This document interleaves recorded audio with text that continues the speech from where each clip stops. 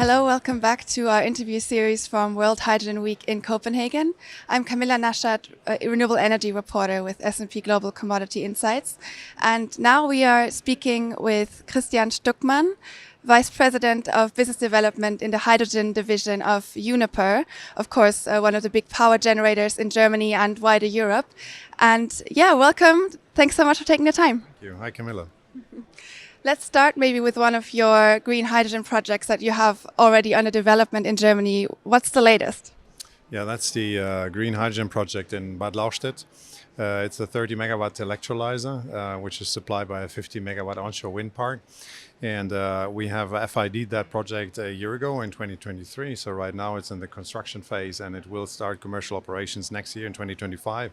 And we're going to service the refinery of Total Energies located in Leuna, which is not too far away. And that will be our first proof, first milestone, where we are using green hydrogen produced by renewable electricity to decarbonize a refinery in Germany. Now, when you reflect on the main challenges, the main hindrances to investment decisions at this point, I mean, Bad Lauchstädt is still one of very few that have crossed that hurdle. What are the main things that come to mind at this point?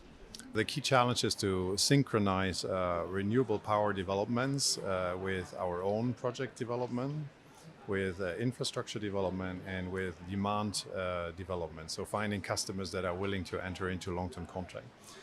If you then find that the willingness to pay of customer is not matching your cost of supplying hydrogen, then you even need to have funding on top.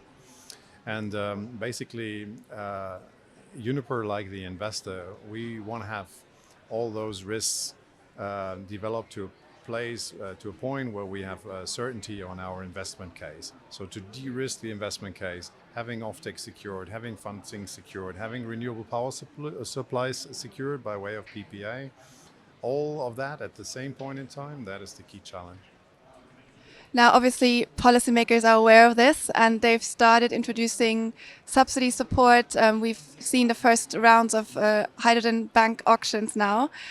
What do you think about this scheme? Is it a game changer? I think it's, from an EU perspective, it's a very efficient mechanism to incentivize production of green hydrogen. However, there will always be a natural advantage for projects which are located in areas where the cost of electricity are very low. And that is also for a reason that the winning projects are located in Spain and Portugal on the Iberian Peninsula, but also in the very north, where you have very low cost of renewable electricity. Unfortunately, those locations are not the locations where the demand is for instance, in Germany. So we do have steel production in Germany and they need green hydrogen in Germany and not in Spain. We have refineries that have an enormous amount of hydrogen demand, and this is also located in Germany. So we believe that those mechanisms such as the European Hydrogen Bank mechanism or H2 Global, they should include and focus on indigenous production of green hydrogen on electrolysis projects which are located in the system where also the power is originating. So the main advantage of this is that the electrolyzer can add a lot of balancing flexibility to the system, which you cannot use if the electrolyzer is located in Spain. So we believe that the electrolyzer should be placed where a lot of offshore wind is coming in. This is in Wilhelmshaven the case, this is in Rotterdam the case, it's also in Denmark the case. It can help to harvest renewable electricity at times where the demand is low and the prices are low. So we can then, as Uniper, take a decision as to whether we send an electron into the grid, into the power market, or we use that electron to produce a molecule of green hydrogen. We then take it into storage, and with this portfolio we are able to service our customers that need hydrogen with baseload products ultimately, with bespoke products, with flexibilities that customers need.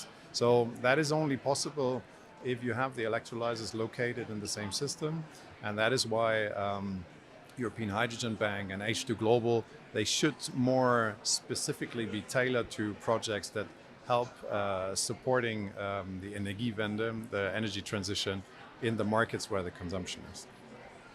Yeah, now here at the conference, we're just seeing another session close.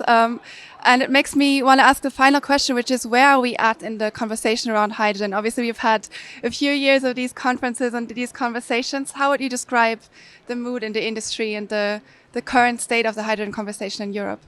Yeah, there was, over the past years, people were talking about a hype on hydrogen.